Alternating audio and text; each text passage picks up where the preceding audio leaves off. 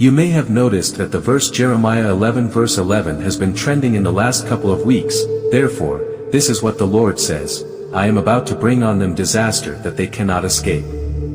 They will cry out to me, but I will not hear them. This text. And why this sudden interest? A little over a year ago, Jordan Peele's horror movie, Us, premiered nationwide, starring Oscar winner Lupita Nyong'o as Adelaide Wilson. The story focuses on Adelaide and her family's terrifying encounter with their doppelgangers.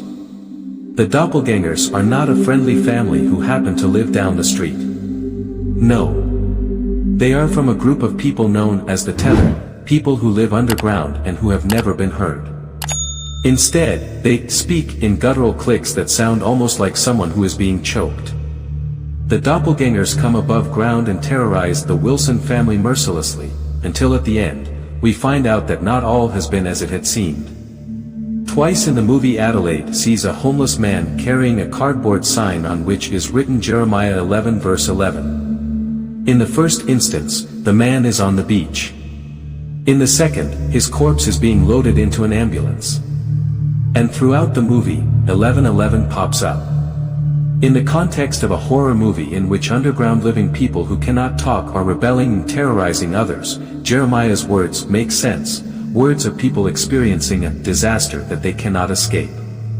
They will cry out to me, but I will not hear them. Us was released in the theaters in March 2019. It came out on demand in the last couple of weeks. So suddenly, Jeremiah 11 verse 11 is trending. People want to know, what does this verse say? The text itself is ominous. Therefore, this is what the Lord says: I am about to bring on them disaster that they cannot escape. They will cry out to me, but I will not hear them. What a seemingly unsympathetic word from God. The text is trending in part because it reflects what many people are feeling today. Who would have ever thought we would see what we are seeing today? We get daily infection and death counts related to the COVID-19 outbreak. Suddenly people in protective clothing are on the news daily. Face masks, gloves, sanitizers, safe distances, social and physical distancing. These have become commonplace in our world. It's not out of paranoia or fear. People are rightly concerned for their health, safety, and protection. The other day I was in the checkout line and was keeping an exaggeratedly large gap between my cart and the person in front of me. I heard a cart rolling up behind me and turned to see that the person's cart was almost at my heels. I turned around, snapped my hand in a palm outward, stop position and said, "That's close enough." Two things surprised me about the moment. First, I was surprised that I would have ever done that. I said to myself, "GB, what are you doing? Your granny would have pinched you if she had ever seen you do that." I didn't mean to say it. I hadn't planned on saying it. But there it was. I said it out of concern for my health and for my wife's when I got home. Second, I was surprised at the reaction of the shopper. I am happy to report that he did not punch me right square in the mouth. Instead, he looked rather stunned and replied sheepishly, "I am sorry." "You are right." Then he backed up.